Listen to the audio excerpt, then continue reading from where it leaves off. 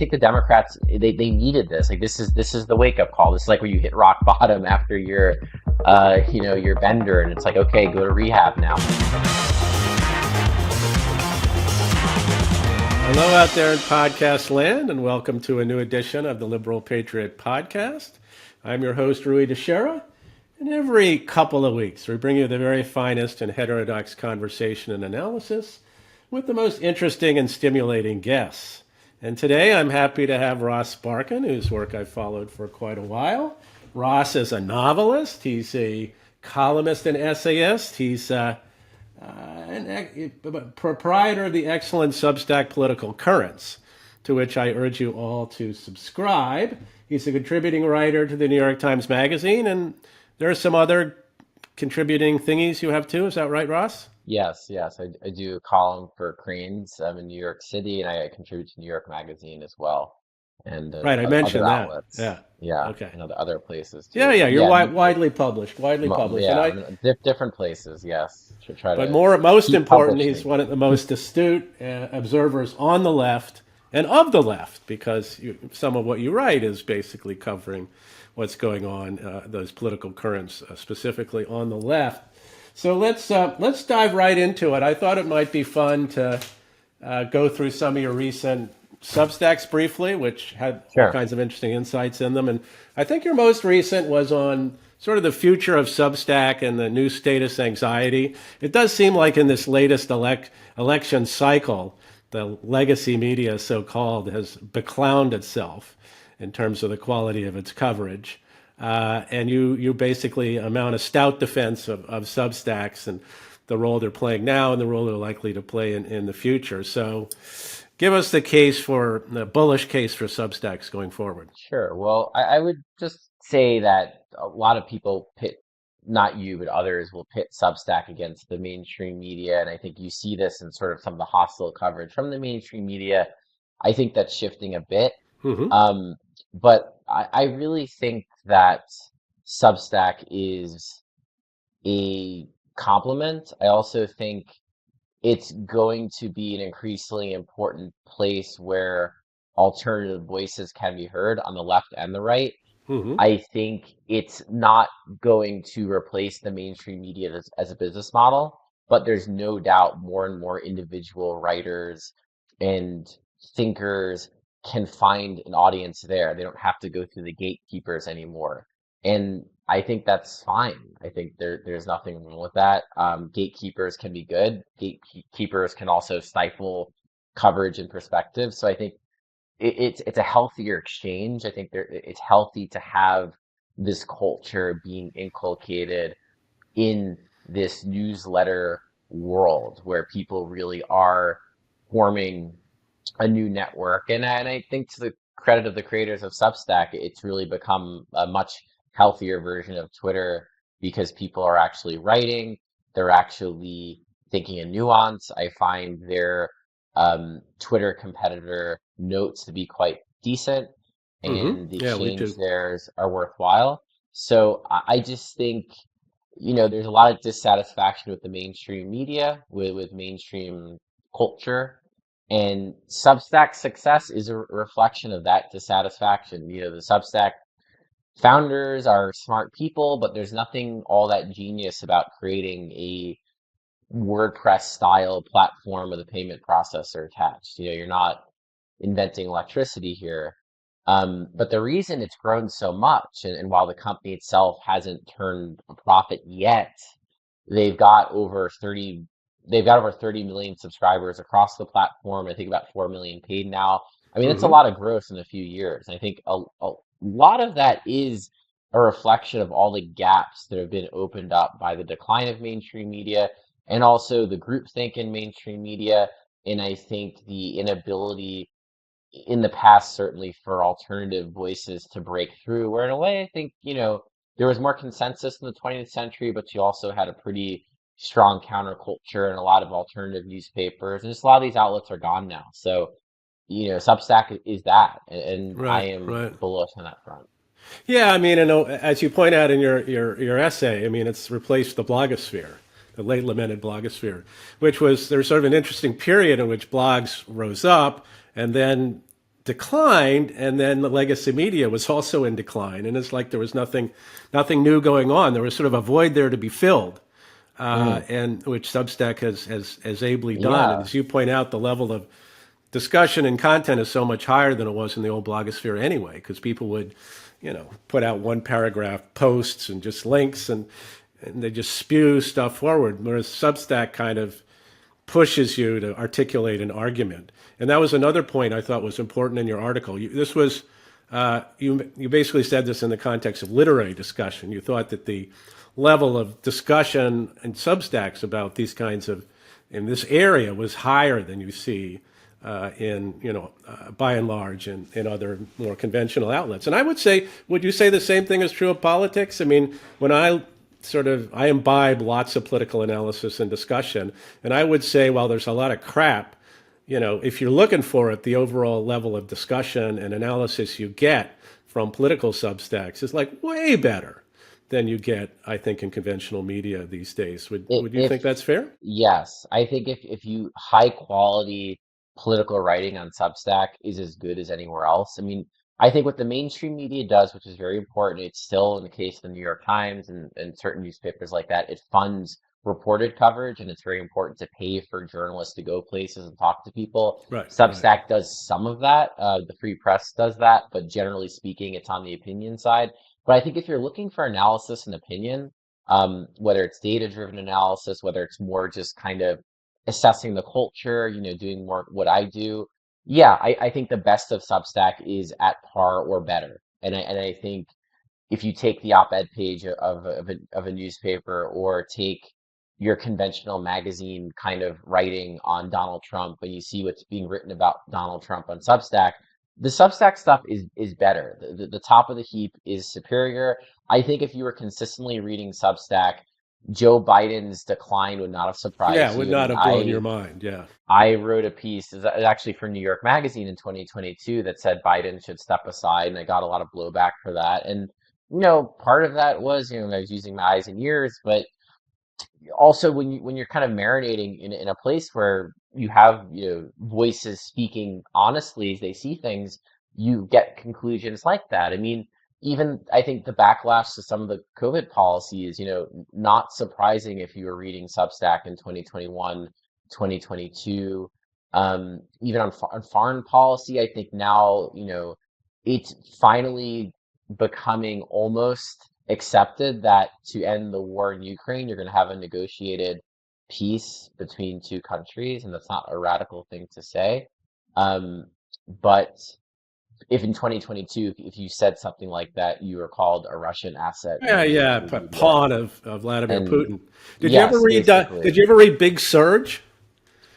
Big Surge. No. He's a. I mean, this is the beauty of Substack. He was some Yeah. guy. I don't know even where he is, but he's Yeah. a guy who's a military historian, very understands the minutia of military campaigns and relative merits of different hardware and ratio of Yes. force ratios and how much they matter.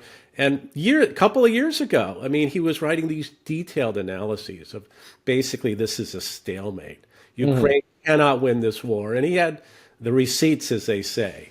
And hardly was the only one, but I think this was very high quality analysis. Yes. Yes. Totally I, knew what I he was mean, talking I about. mean, But your you your would never have Substack run is into it excellent. back in Yeah. 2022 in the No, you conventional wouldn't. press. No, no, and that's the thing, and I think it's good because you both have those alternative voices who would not get an airing at all in the mainstream media. Then Hmm. you have formerly mainstream people who I think have flourished in Substack. Matt Iglesias, someone who I find on Twitter to be insufferable. I think as a Twitter presence, he's one of the worst people. Yeah, But yeah, I could here's restrain my my caveat, enthusiasm. and Yeah. people will disagree with me over this, and that's fine. He has a very good Substack. I subscribe. I mean, on a weekly basis, you're going to get something pretty well reasoned. He's a serious thinker. It's high quality. It's the type of thing I don't think you'd get so much if you were at the New York Times doing a column for them. Nate Silver's Substack is just very good. I think it's of a higher quality than you would have gotten if Nate were working also at the New York Times. Nothing against the New York Times either. It's just when you're Right. part of institutions, institutions can be very beneficial. I like institutions, but also Hmm. for certain people, especially those who are either a bit heterodox, maybe they're ambitious in a certain way, you can do better sort of following your own instincts a bit and really also being able to dive into topics in a way where listen, most institutions will limit you on word count, right? I think the beauty of Substack, and I've argued this, and I think I feel justified now. In the 2010s, I worked in media then, and the movement was towards shorter and shorter. It was to have all these bite-sized hits, and you wanted to feed the Facebook beast, Yeah, and yeah. The Twitter was Axios hot, model. the Axios model. And Substack just blows that up. I mean, the Hmm. best performing pieces I know for myself are multi-thousand word essays that I had to work really hard on and really think through. Like those are the pieces that actually go viral. And I think it's Hmm. true if you look at the Substacks, the ones that do well, they are whether you agree with them or not, whether you think they're full of crap or not, they are substantive in the sense that the writers are earnest. They clearly care about their subject matter. They're thinking through it hard. Either they're doing research or they're just mentally, you can see their brain at work, and they're not like 200 word blog posts. Like they're not quick hits. Even if Right, Iglesias right. writes every weekday, they're not quick hits. I think to his credit, he's never doing a quick hit. And then you can really go down the line of a lot of the big mainstream voices who've come to Substack. They've gotten better. I mean, I think that that's sort of the medium and the ability to go longer, to follow tangents, to just you're not afraid I think too there's this thing about audience capture. Audience capture is a thing. I do think the beauty of Substack though is that if you've got an audience, if they're you know loyal to you, they trust you, you can go against them. I write things, not all my audience likes it. I have very progressive people who will not like things I write. I've Hmm. got conservative readers who won't buy into everything I'm all about. But I think if you come from a place of like honesty, if they feel you are actually writing what you think, I find audiences of different ideologies can really buy in. I do think that's a lesson too for mainstream voices. Yeah, absolutely. I mean, a lot of the key here to some extent is freedom. I mean, you're Hmm. free from gatekeeping. You're free from word count. You're free from intrusive editing. And I mean, not editors can be great, but they can Yeah. also be pretty constricting. So this is an experiment to see if we give people more freedom in this manner, if it's got a market, and boy, does it ever. So Yeah. yay for Substack. I mean, this is, I mean, obviously, Liberal Patriot is a Substack. I've, I've been able to write at more length and in more detail and more frequently than I would have in any other Yeah. context, and it's paid off. And So I obviously, like it's your paid your off for you. sides on sci-fi too. I enjoy you share Oh yeah, or yeah, enjoy yeah. No, that. I'm. That's Maybe I fun should start too. a science fiction Substack That'd sometimes. be I have good. Yeah. opinions about that too. But Yeah. anyway, let's move on from Substack. I want to. Here's a. Megan McArdle did a book event for me and John Judas when our book came out, and we were talking about Trump, and she said. The way to understand Trump is think about it this way. You're listening to a talk show, and the host says at one point, "Okay, Donnie from Queens, you're on the air." So, I mean, is that the key to understanding? Because you wrote this interesting piece about the, Trump and the outer borough mentality, and I do think people don't understand this. Just they think, Mhm. oh, he's from New York City. No, it's different if you're from Queens. Yeah. So, talk about Yeah, that. definitely. Donald Trump, I think the prism to understanding Trump in one sense is where he's from. So I'm from Brooklyn. I grew up in Brooklyn. The outer boroughs are Well, you're from very, Bay Ridge, is that right? yes, from Oh Bay Ridge. wow, Still live like there. Yeah. So yeah, I'm Saturday very Night like Fever. in Saturday Night Fever, great movie. And Bay Ridge is an interesting place because it's traditionally a very Republican neighborhood. It's become more Democrat, but I'm in a Republican congressional district. I'm attached to Staten Island. So Mm-hmm. I have lived with Republican representatives my whole life. Republicans here love Donald Trump. Trump is definitely popular in this area. I mean, southern Brooklyn itself. If you look at a map from the election, Brooklyn is fascinating. It is a divide north and south now. The southern Brooklyn stretch is ruby red. Looking at the presidential election, and it's not just white old Italians and Irish as people think of when they think of like the old white ethnics. It's Asian voters, it's Hmm. Russian voters, it's Jewish voters. It's Yeah. this Did very Sunset fascinating Park coalition. go red? Sunset Park kept blue, but I think that's because it has a lot of younger But a residents big there. compressed margin, I bet. Yeah, the real turn is Bensonhurst. So Hmm. Bensonhurst is very working class Chinese, and this is a area that even 4 years ago went for Biden. If you go back 8 years, was going for Clinton at very large margins. Bensonhurst, Brooklyn now is very Republican, and it's Republican down the ticket. So they're not just voting for Trump. They have Republican state legislators, a Democratic Asian state senator. She lost her reelection to a Republican. So these shifts are very real in the working class Chinese neighborhoods of New York City. Flushing, Queens still has Democrats in power, but Trump, I think, won Flushing, Queens, which is pretty crazy looking kind of at its voting history. So you've got, the outer borough mentality, which I wrote about. There is a traditional source of resentment between the outer boroughs and Manhattan. It's a resentment mixed with envy, mixed with longing. And I think you mentioned Saturday Night Fever. It's a movie Right. that Right. captures Yeah. that dynamic very well, where John Travolta is a Bay Ridge bum who has these ambitions for something better, and his kind of love interest is trying to pull him to Manhattan. So there's this whole kind of era of wanting to be in Manhattan and also resenting Manhattan. So for Hmm. some, it's like, well, screw the city. That's what they call it, the city. You wouldn't say Manhattan, you say the city. But also, you kind of want to be a part of it. And Trump is such an aspirational figure. Trump's entire youth is built around the idea of breaking out of Queens and getting into Manhattan. The Apprentice was actually a pretty good movie. Second half not as good as the first half, but I thought the first half was very good at portraying Trump in the '70s.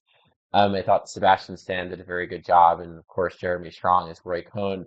But you see this very distinctly where Fred Trump, Donald's father, is basically the most powerful builder in Brooklyn and Queens. Trump was born with a silver spoon in his mouth. I think people think, oh, that meant he just grew up, very hoity-toity. It's like, yes, but no. He grew up in a, Hmm. in a nice neighborhood. It's called Jamaica Estates. If you go there now, a lot of very pretty homes. Um, it is very suburban feel, but you're very close to much more urban parts of Queens. And Fred himself was building, the subsidized middle class developments, and certainly he himself, was sued for racial discrimination, and Fred was a problematic guy. But Fred and Donald both. Donald did not grow up, with a Manhattan builder. He was not Yeah. He someone didn't go who to the was. Fieldston School or whatever the hell it is. No, he That's got he like. got sent to the military academy because he was a bad student, and he's sort of hard to discipline. But he was someone who kind of from an early age was mixing with blue collar people, and I think that is something that is forgotten about him.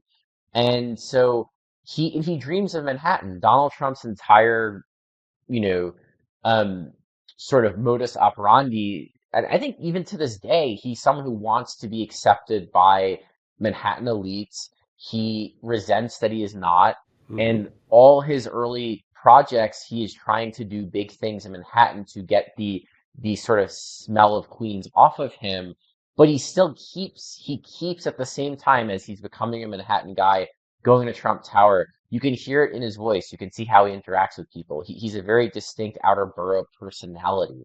I think that never left him. Hmm. And the Manhattan elites were always skeptical of him. To this day, they are, and they were in the Right. 1980s, and they didn't quite know what to make of him. He's very garish. He's the working class's idea of a rich person, really. The actual billionaires in Manhattan have a lot of tact. Maybe they'll put their name on a school if they give some money, or there maybe a name on the bill. But the real builders, if you think of like Stephen Ross, related companies, these men who are genuinely, unlike Trump, genuine billionaires doing a lot. They don't want to run for public office. They don't want to be on TV. They want to sort of operate in the shadows and run the government that way and buy people Hmm. off. And Trump is not that. I mean, Trump is aspirational, and I think his working class appeal. And I remember arguing this in 2020, and I would get pushed back. And I think that's melting away finally. And you, to your credit, have been very early on the Democrats' working class problem for many years now. Trump is a Trump is popular with the working class because he's aspirational. And this is what a lot of Hmm. professional class people don't get. Like a working class person in the Bronx or in Brooklyn, they look at Donald Trump in a suit and a tie. They say, I want to be that. I want to make it like him. They don't Hmm. resent him. They want to be him. And that's really, and I think that that's a source of his appeal, especially in non-white working class communities. I Yeah, do yeah. think he speaks to that aspiration, that sort of, the working class swagger. I see it. It's very distinctive, and I grew up with it. So it doesn't shock me that Trump continues to make inroads. Of course, some that's democratic failure too, and you've written Yeah. and spoken much about that. But yeah, he's a working class personality. Well, let's talk about that in terms of the shifts of the actual voters. I don't know if you saw Matthew Thomas's deep dive on this. I did, yes, The I did. Queen's precincts. I mean, it's really Yes. quite remarkable the scale of these shifts. Which are Hmm. ongoing, and we're, big time in this election. So obviously, yes, you say there's an attraction to Trump by these non-white working class voters, these Black and Latino working class voters and Asian working class voters. But you also said implied that there's a lot of Democrats have done wrong as well, which has pushed them in that direction. So how do you net that out in terms of Yes. Yeah. the shifts we're seeing in New York City Yeah, I today? mean, I think, a few different things are happening. I mean, as you've said many times, the Democrats, I think on culture went too far left. I think there's a way to do that without being bigoted. I think there is Hmm. a sweet spot where you just simply you can support abortion rights, but you're not campaigning on it nonstop. You say I think Bernie Sanders in 2016, his Hmm. instincts were correct. He's like, I'm pro-choice, but I want to talk about healthcare, right? So, you have issues, you have social issues. I mean, some of these communities are socially conservative, they're church going, so they're not interested in abortion. Some are anti immigrant, or at least anti undocumented immigrant, right? They don't like this idea that they came legally and they feel like others are jumping the line. That's a thing that progressive organizations never quite understood, that some of the most entrenched opposition to migrants would come from non-white communities, people who reside here legally. And I saw that, going back years in my own reporting, talking to people in different immigrant communities in Brooklyn, and they would say, I spent 10 years trying to become an American citizen. The idea of someone just jumping in and becoming a citizen is wrong to me. And I'll say this, I think on the merits, Democrats aren't wrong on immigration. Like this country Hmm. needs more people. We need more workers. We have a demographic, we have, challenges in terms of people not having enough kids. Like we immigrants reinvigorate countries. United States became a world superpower on the backs of my immigrant forebearers who were coming illegally through Ellis Island, 120 years ago. So I'm very sensitive to this. At the same time, you have to be smarter about how you talk about immigration. I do think border controls are popular.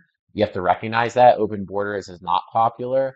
So I think on immigration, Democrats certainly fell behind. I think probably we're overemphasizing abortion in this election. Inflation hurt. The Democrats never had a good economic message. I think Biden was a successful president in many respects, but his economic agenda is very much a long-term agenda. He's planting the seeds of industrial policy, and these seeds will bloom in 20 years. A voter in 2024 doesn't care. So the Democrats didn't really Hmm. have like an economic message for now. Trump doesn't have a solution for inflation, but he's speaking to it, and the Republicans are speaking to it. And also, I think this other factor, which I do think matters, because I think sometimes with politics we get a little nihilistic and say like organizing means nothing. The Democratic Party, I can say this for New York City in particular, they don't do much anymore. I mean, you don't have like big city urban machines like bringing immigrants into the party and Hmm. really building up networks and getting people inculcated into the democratic culture. There's actually a really good piece in the Nation recently. I think I get the writer's name. Maybe it was Joe. I don't know if it was Joe Davis. I forget. But a I know. really good piece in the Nation about how the Democratic Party needs to start treating its party like they do in other countries, where you have like a membership card, you have actual clubs, you have actual organizations. Hmm. You feel like you're a part of something. You build a civic culture. America, we have over decades. washed away our civic culture for many reasons, right? So if you look at the democratic success of the FDR era and before, these were people who felt like they belonged to something, and you don't feel like you belong to anything anymore. So in the absence of that, culture wins. Like I think Right, that's a right. fact. If you don't have, a Democratic club in your neighborhood that you feel like is worth going to, and you don't feel like the Democrats do anything for you, then yeah, you vote on your issues and you vote on culture. And certainly the racial depolarization, to something you've written a lot about, and is actually good for the country in the long term. The fact that we don't have like Sure. one race and one party anymore. It's not great for Democrats, but then it's gonna put the onus on them to, you got to go to these people, you got to speak their language and speak their issues, and you've got to message to them, and you've got to actually be there for them. I think Yeah. year Hmm. round. Like I think you have to be Yeah. there more than election time. People are sick of campaign politics in many ways. So you got to actually have a strategy for being there on an off year, and you know getting people engaged. But how possible is that, right? I mean, the people who are driving the Democratic Party today, the people who provide the financial base for it, the sort of cultural blob that supports the Democratic Party, the people who control the commanding heights of cultural production, they don't care about any of that stuff.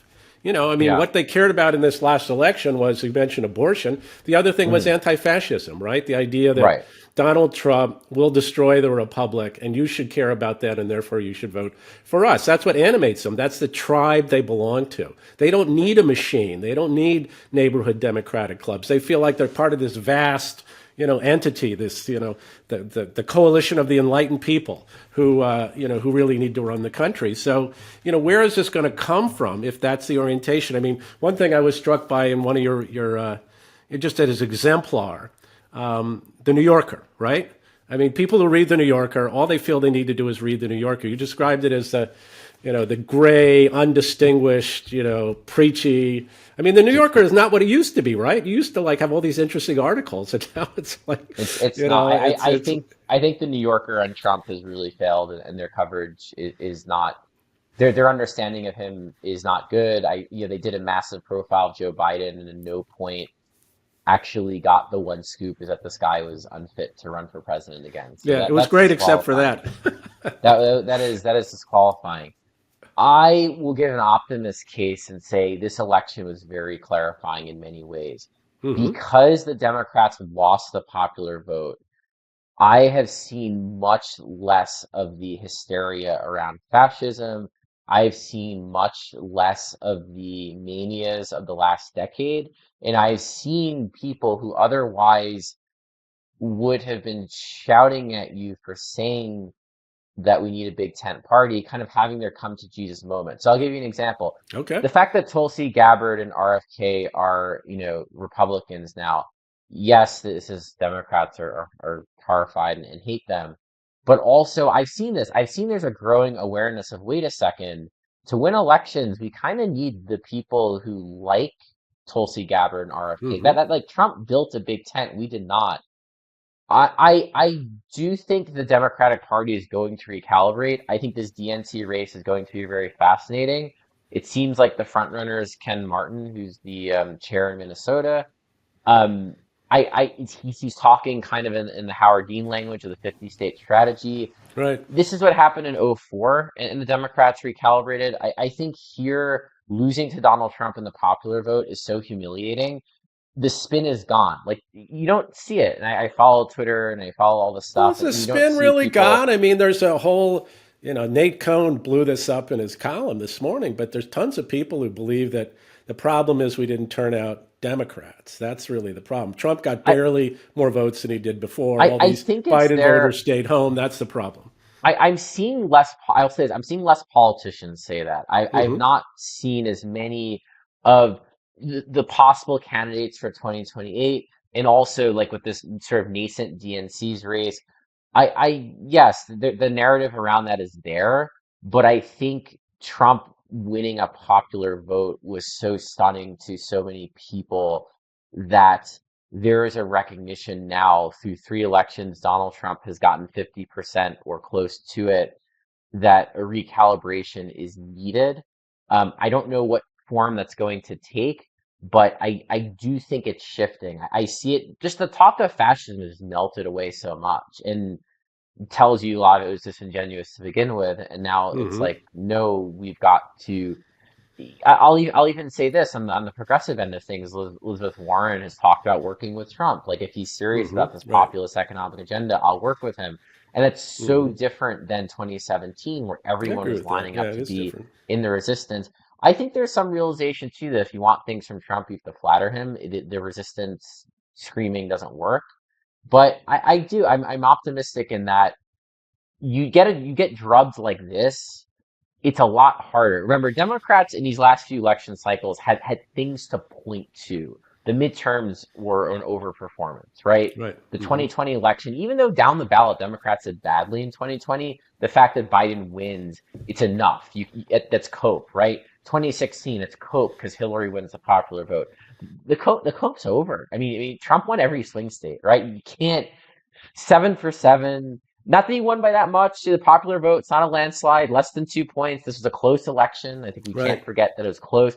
But when you lose the popular vote after all these years of talk of the abolishing electoral college and it's keeping Trump around, and I don't like the electoral college myself, but it's gone now. So I think also in addition to that, I'll add the sort of blob of operatives from Obama to Clinton to Biden, right? All these people who've basically been running the campaign apparatuses and running the shell Democratic Party, because the Republican Party is a shell party too, running it, messaging, doing all this stuff.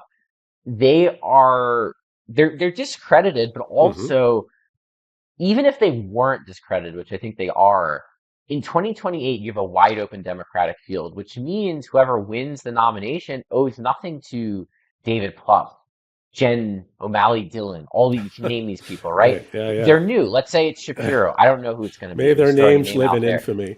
Yeah, Yeah. Shapiro's going to come in. He's got his own team. He came up in Pennsylvania. He's got his own gurus, right? They're not going to the Obama wizards anymore. I mean, their time is up. Like, I think they had a good run. Obama won Yeah. twice, but The Obama now it coalition is shifts. Like, dead. like this is we've been stuck for three elections where basically Obama, Clinton people were like looming over them. Obama Yeah. loomed over Yeah. 2016. 2020 again, Biden is Obama's vice president. I mean, the dynamic Yeah. of This that is the primary is twilight of the basically liberal left that you wrote about in yes, one of your yes, and then essays. 24. I mean, Hmm. Kamala Harris's campaign is like a mix of Obama and Biden people, right? It's like a fusion of the two of them to make what was the worst political campaign I've probably ever seen. And that's it. They don't, you Hmm. don't, they can all make money and do podcasts and consult, but they're not going to be at the forefront anymore. They can't be because the new class of people running, whoever they are, name someone. If it's Whitmer, if it's Ro Khanna, if it's Shapiro, who knows, right? Right. They're not going to turn to the Obama, Clinton, Biden. Harris didn't really have her own people. She kind of borrowed from all of them. They're not going to turn to those people. No reason to. Hmm. Well, okay, this is potentially a new era for the Democrats. So, and, they're going to discard some of the old Obama, Biden, Harris, whatever retreads. Okay, what's different about this? How do they define themselves as a different kind of Democrat? I mean, this is really obviously the Democratic brand kind of sucks at this point. Yeah. So the argument you need to portray yourself as a different kind of Democrat is pretty strong. But what is that different Yes. kind of Democrat, and how do they do it? Yeah. I mean, I think you've seen an embrace now of Democrats who defy party orthodoxy to win. So Jared Golden, losing Camp Perez, both of them have gotten a lot of attention since the election. They've shown they can win in red areas, and it seems like there's a mainstream like sort of Democratic buy-in into them. Like you see elites wanting to talk to them and learn from them, and Jared Golden isn't being shunned for. I think he's like Yeah. fairly pro gun.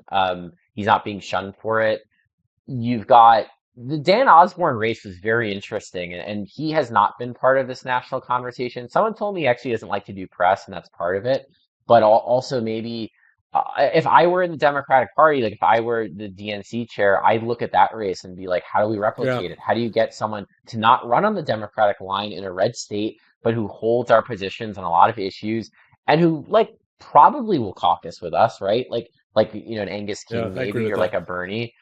That's the only way you're going to win in a place like Nebraska. And I think Osborne did very well. I mean, he got what did he got like 40. What did he end up at? 40? Do you know, like 44, 45%?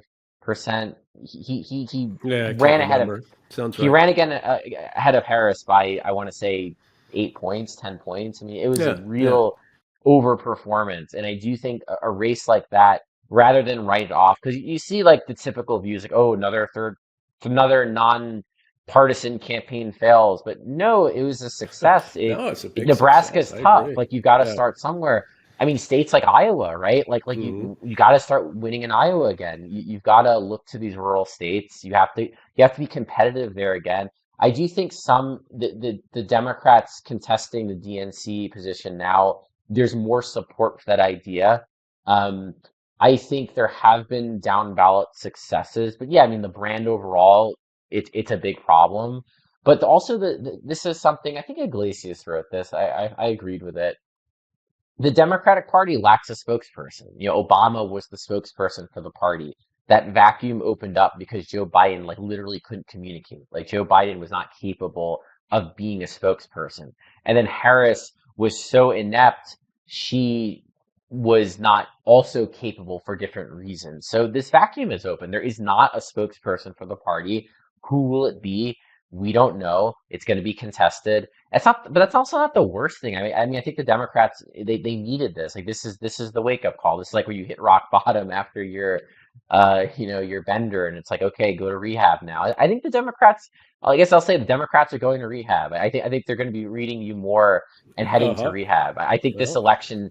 I see it in New York City. I see okay. Democrat. I mean, the Hmm. red shift in New York City. Like you can't argue with it anymore. Right. It's Yeah. Reality is reality. Trump did got 30% in New York City, is the highest since 88. He got 38% in Queens, which again, that's a huge number in Queens, which was so, deep blue the And the last two biggest shifts cycles. for in So, non-white working class and areas. that's So where the yeah. shifts are, right? I mean, Manhattan stayed blue. The Bronx still Democratic, but shifted to the right. And these Queens neighborhoods, and Brooklyn too, which Matt Hmm. did analysis for Queens. Like I'll say, the Chinese shift in Brooklyn is stunning, Yes, and I it agree. is it is all across every level of government now. Like it's everything. So yeah, Hmm. you can't pretend. So I do think this is the moment where you go to rehab and you admit you have a problem, and now you sort of enter recovery. So I think the Democrats are getting there. I think this is the election.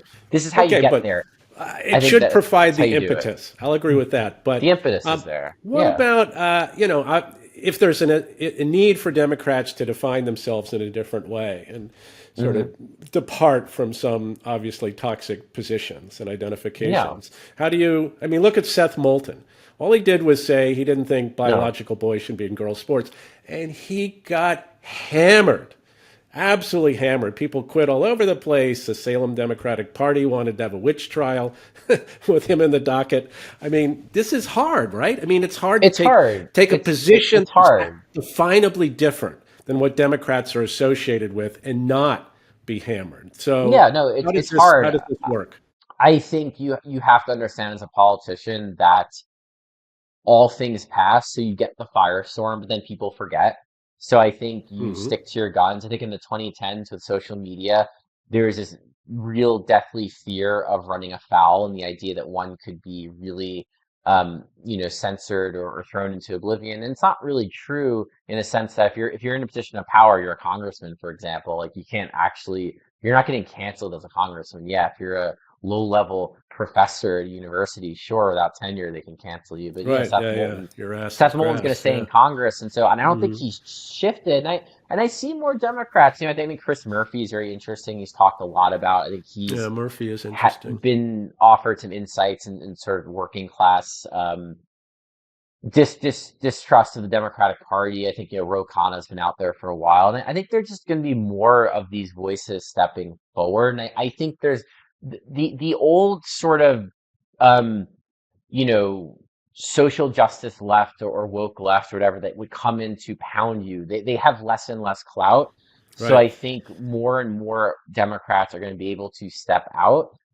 I think there's a lane for someone to run who is economically populist and socially moderate. I think that's oddly enough a lane that has not been exploited, and I don't. Yeah, I know why, but Bernie was almost there in 2016. I think that's right. Bernie, Yeah, brought it closest where Bernie himself was socially left on like every issue. There's no issue you could say Bernie Sanders was not on the left, but right. he understood his instincts Yeah, in that race were correct. That I need to run a broad-based economics campaign. I can say I support these social issues, but I de-emphasize them. They're not that important to me. Bernie was never for defund the police. He got a lot of flack for it in 2020. I remember very well. He actually said at the height of George Floyd, we have to pay cops more. Bernie was a right. closed border guy, as we know. So I think, Yeah, but he backed off on a lot of that stuff well, in he backed 2020 off in because he ran general. for Yeah. president again. But now, but the Hmm. pendulum shifted though. That's Yeah. my point. He got hammered out of it, but now you're seeing like a renewed appreciation for kind of like the old school Bernie approach. Again, I think some are going to look Yeah. at Dan It's Osborne. I like think Bernie classic. Bernie Classic. I think Marie Gluesenkamp Perez, Jared Yeah, she's Golden, interesting. Yeah. Jared Polis. I think Jared Polis, another interesting guy, went against Hmm. his party on COVID. He has won overwhelmingly, ran ahead of Harris in Colorado, whereas, other Democrats were struggling to run ahead quite as much. So I think there's more and more of these voices. And I think they're just less bothered by the blowback. I think every year the blowback is just going to die down more and more because moments shift, culture shift, right? The 2010s had a very distinct culture. They bled into really 2020 with COVID. You had the after effects of that. I think now we're kind of into the middle part of the decade, and I think Democrats are going to start to talk differently. I think they're going to start talking like you want them to talk. I think I'm optimistic and say they're going to listen to you and others and get that their brand needs to appeal to working class people who hold views that are not the same as the professional class. And I think you'll see it. Again, Oh, that's God the bless you, sir. I hope you're right about all that. optimist Um, cap on my head. yeah, I mean, I think that's, you almost make me optimistic listening to you. Yeah. As I say, I do hope you're right. I do see a lot of barriers, but one thing I think that the election clarifies, and this is, I think, partly what you're getting at, is the years in which Democrats were like essentially caving to the social justice left and adopting all these positions, a lot of it was a misperception of how many voters these kinds of people really controlled and how Hmm. popular these positions were. As I've written in a few, they were kind of like a paper tiger. They kind of Yes. convinced a lot of politicians that they had a Yes. lot more clout than they did, and it was Yeah. much more Yeah. For necessary than sure. it was, really, For to sure. embrace their positions. And now I think they've realized, they've been hit up the head by a two by four, and it's like, well, Yeah. okay, maybe not. Maybe I don't need to do I these things. agree. I mean, I think that's true. I think the sort of NGO, I call the alphabet left, I think they just have a lot less power now. I don't think they can move politicians in the same way. I think politicians treated them like the old school urban machines, which actually counted Right, votes and right. moved Yeah, votes, yeah, and they don't. yeah. They just don't. And most groups don't move votes. I mean, realistically, we're in an age where I don't know if there's any group left that really moves votes, and or even a single person that moves votes. Even I don't even view. I think Rogan's a very important platform, but he himself is not just moving votes, right? Right. Probably Hasidic rabbis move votes. That's Yeah, about yeah. it. Yeah, they're old school. Um, so, I think the Democratic Party is going to listen to them a lot less, and I'm very curious to see how this DNC race shakes out. I think some are going to look back to the old Howard Dean model. I think Howard Dean is still recognized as the most successful DNC chair, and when I interviewed you for my piece I did in the Times Magazine back in 2023 on the DNC on sort of their bizarre primary calendar, which I'm curious to see now that Biden and Harrison are gone. Does the primary calendar revert back? I don't Yeah, know. yeah. That's a good Um, question. but I interviewed you for that piece, and it was interesting to see then these issues being debated, right? So I do believe a shift is coming. I don't know the exact form it'll take. I can't promise to know that. But elections like these are they are clarifying. I mean, you were very prescient in all this. Though, did you think Trump would actually win the popular vote? Did you think that? Because I didn't think that. I thought the odds I were thought Trump against could it. win. Yeah, I didn't. I thought if he won, it was highly probable he would still lose the popular vote. So Yeah, yeah, no, no, that I mean, I didn't see that coming. I think that blew a lot of people's minds. I think Hmm. that's why you're getting, had Trump won the electoral college but come up short in the popular vote, I do Yeah, think it makes a big you would difference. see a reversion to mean with Democrats where they would go back to, we've just got to turn out our base. He's a fascist. Right. Democracy's broken. The popular vote thing, I mean, it's psychological too, because right, it's still not that many votes. It's like 50 to 48 point whatever. But Yeah, it's about 1.5 psychological. margin. You're Yeah. a senator, or a congressman now, and you're in one of these states. You're like, crap. Like I've got to Yeah, get yeah. with the program, Right, right. and I think it's happening. I do think it's happening. Yeah, so it was actually sort of a good thing they lost the popular vote. Well, let's talk about Yeah, kind of conclude here by if you're gonna lose, yeah, delving into the left, qua left, yeah, because for that's your sure. other political affiliation, I think. Are you a member of the DSA? Is that No, I'm right? not. No, I don't Okay, belong to any you used to be, organizations. right? No, maybe. Sorry. You used to be a member of the DSA? I was in 20 when I ran for office in 2018. Okay, And so I joined a lot of groups and I joined DSA. I have friends in DSA. right, Honestly, I admired their get out the vote their right. get out the vote operation. Something that campaign, which I'm proud of, I got endorsements from very conservative people and very left-wing people. And so I was really into coalition building and I gave it my best shot. But Right. yeah, But I you're mean, a close DS observer of the I'm a DSA, very right? You close wrote that observer of long article DSA, in the New and Republic. I have friends. I have friends in Hmm. DSA. The DSA candidate for mayor is a friend of mine. Hmm. Yes, it's very much a fact that I have friends in DSA and am a close observer and sort of see myself as someone who can view them with some neutrality, but still understand them fairly well in a way that those on the outside often don't, if that makes sense. So yes, I'm very much a DSA scholar, lack of a Right. better Yeah. word. We need scholars Got and my groups like that. So, PhD okay. in So what happened? The democratic DSA, socialism. rises like a meteor with Bernie Sanders' campaign. Yes, very much Now it so. seems like it's sunsetting a little bit, or at any rate, Well, bloom is off the yeah, rose. Well, I what's that about? What's happening with the DSA today? I think some of it is just a natural trajectory of an organization that has a boom time, and you Hmm. can't just boom forever. And I think Bernie plus Trump drove all this activism, right? Hmm. And it went Right. into a lot of places. One of the places it went to is the DSA. So there's no doubt that that energy has dissipated. And I think that's true for socialism, but it's true for activism. I think if you pick any NGO, any group right now, they're struggling with donations, struggling with resources. Hmm. DSA is interesting. I'll say this for DSA. They've got a little quandary, and Matt Thomas himself, who's in DSA, would recognize this. Hmm. They are an organization that seeks to mobilize working class people, and they do it more than their critics suggest. But sure, there's a lot of professional class people in DSA, but they do hold positions that are out of step. They are an open borders organization. Um, I don't think their pro-Palestine advocacy is that out of step. Something I'll say is most working class people could care less about Israel-Palestine. Right. That's something where I Hmm. think Fetterman is wrong about, putting aside my own views on the issue, Hmm. purely like bloodlessly looking at it. Like Fetterman, I think gets politics right.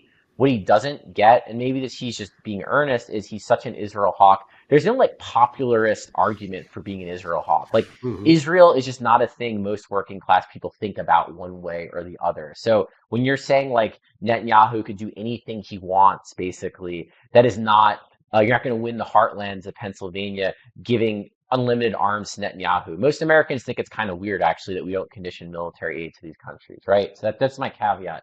So I don't think their pro-Palestine advocacy hurts them all that much. I think it helps Hmm. them with their base. Jews will not like them, but I'm Jewish, but Jews are not, we're not that big a part of the country. But yeah, I mean, but DSA, I think they to grow into a mass, and they are to an extent a mass member organization. They've got 80,000 members, roughly 70 to 80 Hmm. across America. The New York City chapter's got like 6,000. That's not nothing, and these are dues paying members who actually show up and do things. But yeah, it's going to be hard to be a true work mass organization where you support open borders.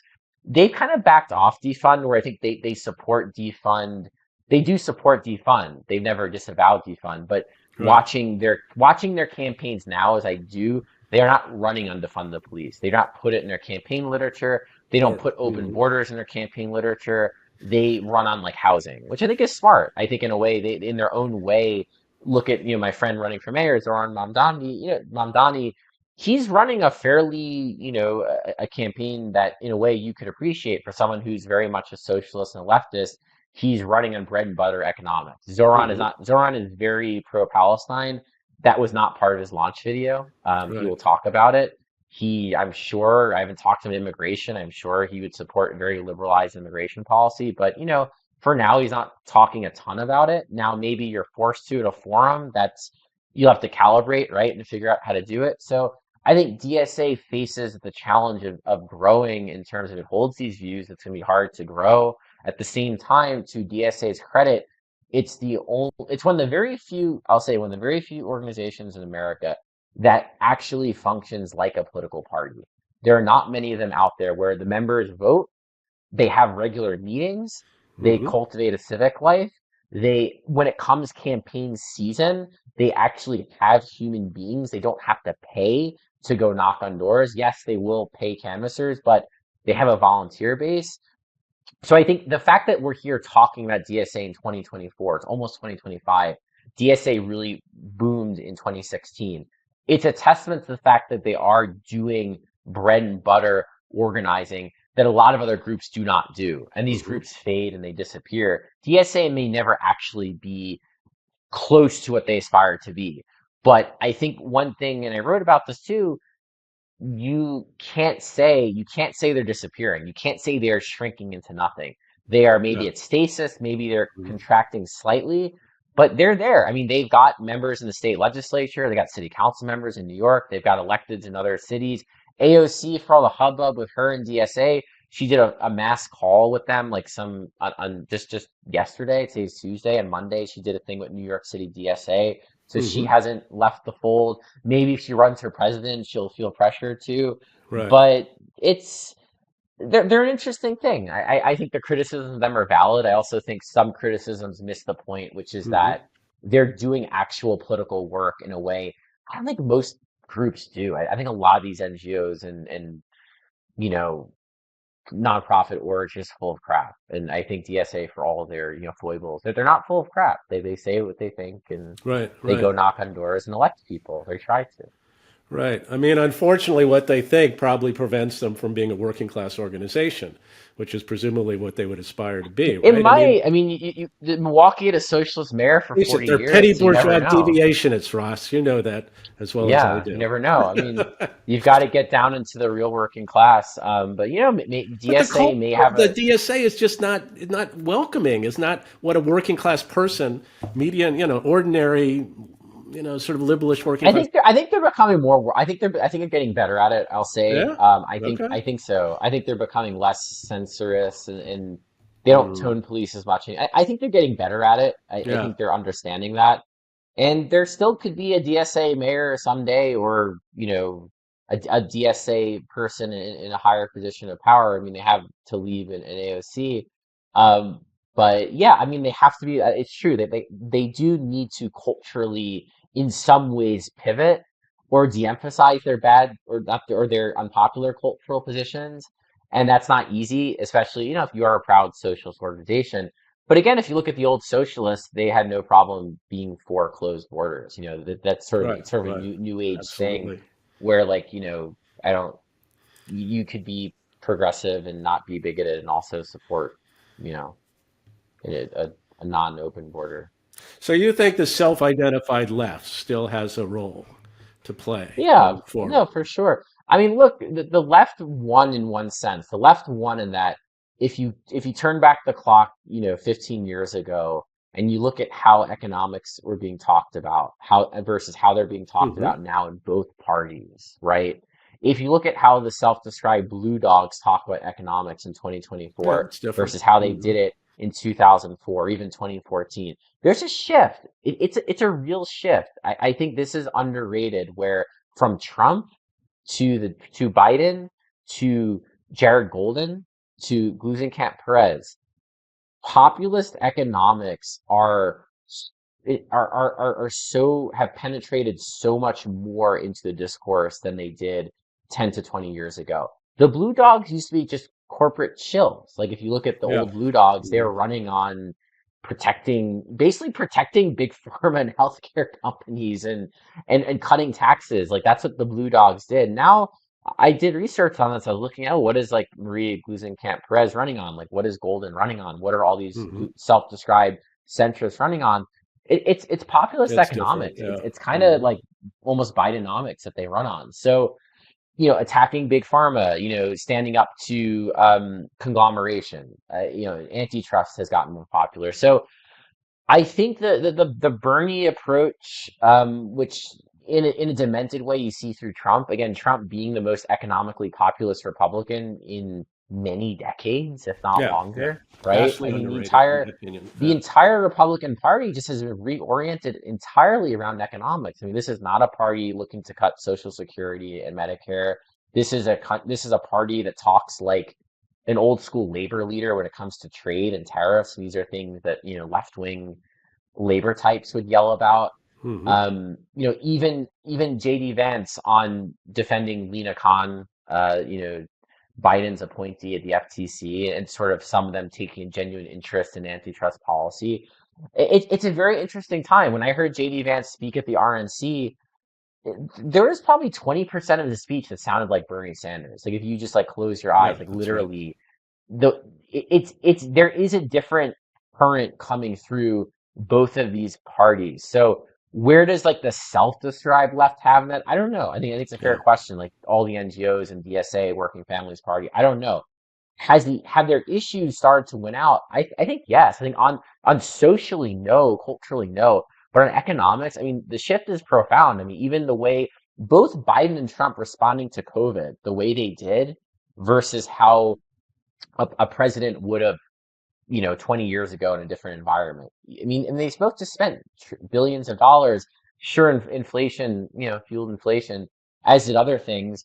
But it's not like now Trump's not talking about like austerity. They might do austerity. I mean, Elon Musk wants to do his whole cut the government to the bone thing, but it's not really Trump's deal. I think he's letting Musk sort of run wild for a bit. But overall, I just think austerity economics, which used to be very popular in the GOP, and I think Democrats embraced austerity too under Obama with the sequester. You just don't hear about it anymore, and Yeah. I think that's a shift. Like that's real, and that's staying with us. Yeah, and I'd agree with that general assessment. The tectonic plates of politics in America are shifting. And Ross, I Yeah, think you provided a plausible argument for how they might be shifting in the direction of the left, broadly speaking. Though, of course, whether that'll really happen is hard to we'll say at this see. point. We don't know. Obviously, It's Trump and the populist Republicans will have their chance to weigh in on all this. But I do and they're going to think be that, battled by the corporate republic, and I think that's not to right, interrupt. that's Sorry, very but like that's interesting. going to be a tension in this administration. It Absolutely. is populist versus Wall Street Republicans. My Right. money would probably be on the Wall Street Republicans if I had to guess, but it's yeah, Sure. it's you're Well, going to at be any battling rate, each other. as you said, like earlier in our discussion, the real lane here is for some combination of reasonable populist economics, if you want to call that, and social moderation.